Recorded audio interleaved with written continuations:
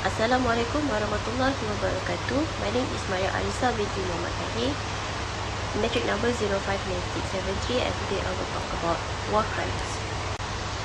So, a little bit overview about war crimes.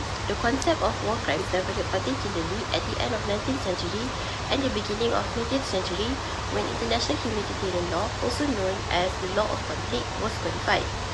The Hague Conventions adopted in 1899 and 1907 focused on prohibition of using certain means and methods of warfare to warring parties.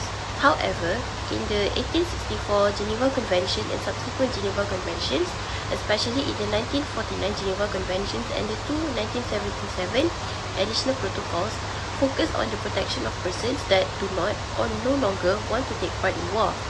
Lists of war crimes can be found in international humanitarian law, international criminal law, and international customary law. Definition of war crimes can be found in the lengthy Article 8 of Rome Statute. Number 1. The court shall have jurisdiction in respect of war crimes, in particular when committed as part of a plan or policy as part of a large-scale commission of such crimes. Number 2. For the purpose of this statute, war crimes means A.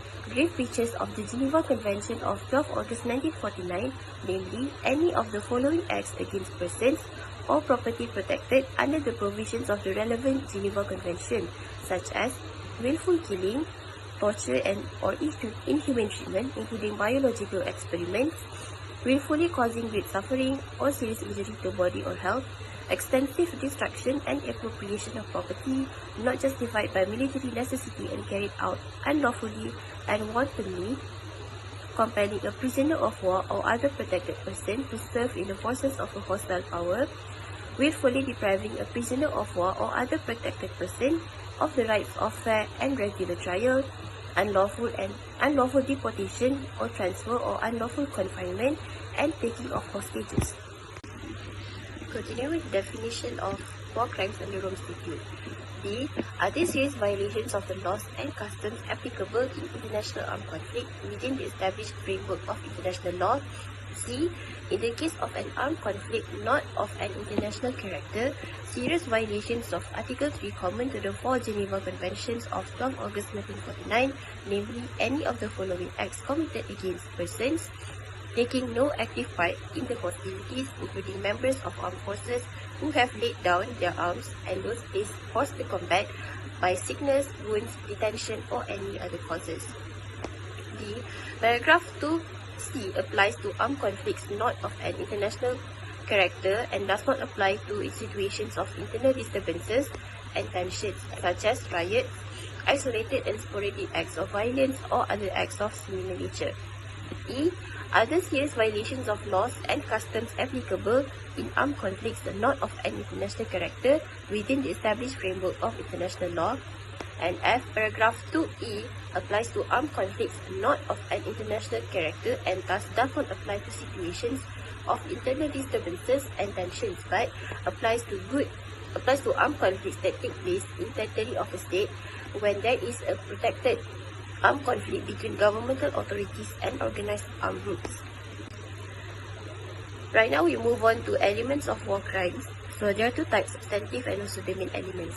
The substantive elements of war crimes include war crimes persons requiring particular protection, war crimes against those providing humanitarian assistance and peacekeeping operations, prohibited methods of warfare, prohibited means of warfare, and war crimes against property and other rights.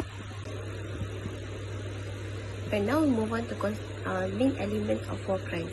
Number 1 is contextual.